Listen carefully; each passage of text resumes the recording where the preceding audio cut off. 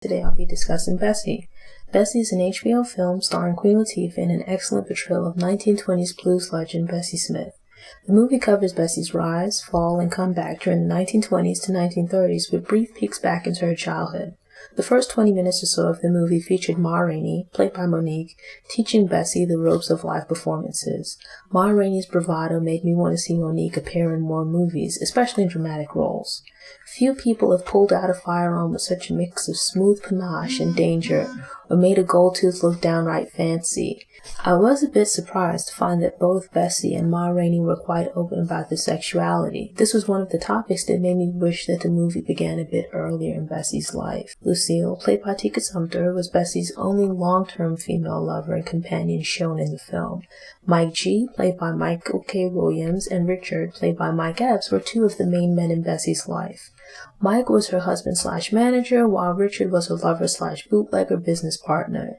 It was interesting to see the juxtaposition of these relationships. Lucille was feminine and loved but didn't challenge Bessie. They shared a few funny and loving scenes, but it felt as though Lucille was there as arm candy and didn't have much to do. This might have been intentional given the nature of her role in Bessie's life and the events of their final scene together. Bessie and Mike were spitfires on their own, but together they could be a danger to themselves and others. The passionate natures made good times great, but bad times terrible.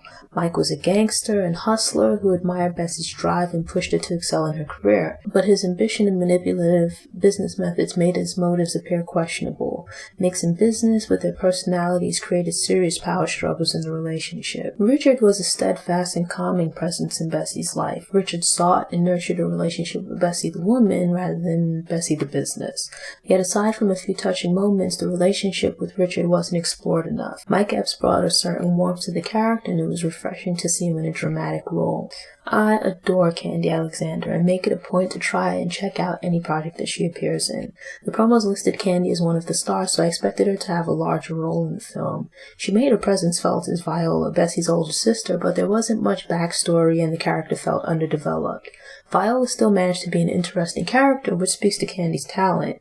Viola had a basic story at best and would have seemed rather flat if portrayed by a lesser actress. Queen Latifah did an amazing job and embodied the role of Bessie Smith. It's easy to forget that you're watching Queen Latifah playing Bessie Smith because it feels like you're watching moments from Bessie Smith's life. I enjoyed her performance and appreciated the moments where she stepped out of herself to convey Bessie's vulnerability. The idea that people back then weren't much different from people now didn't quite click for me until recently. Society portrays the prevalence of violence and sexuality as recent concepts. It was interesting that danger seemed to be omnipresent and lurking around the corner. A night out at a fish fry or juke joint could end with someone getting sliced with a razor or stabbed with a pocket knife, not to mention the possibility of the Ku Klux Klan showing up to cause trouble. The film was chronological but hopped around a bit. It focused too much on some events while spending too little time on others. It felt like I was watching snapshots from the highlights of Bessie's life rather than the definitive Bessie Smith movie.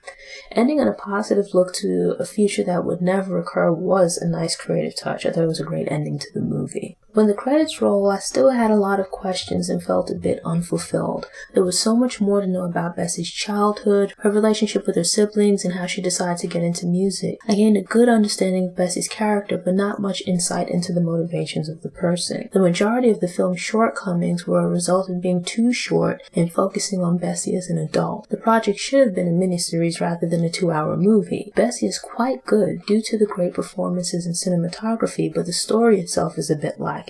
To be clear, it's still a good movie, very enjoyable and worth seeing. I recommend Bessie if you're into music, a fan of any of the actors, or you're just looking for a good movie to watch. Thanks for tuning in. To ensure you don't miss any episodes, subscribe to the channel, click the notification bell, and check out my movie review playlist. Go ahead and click the thumbs up button if you like what you saw, and go ahead and share it on social media.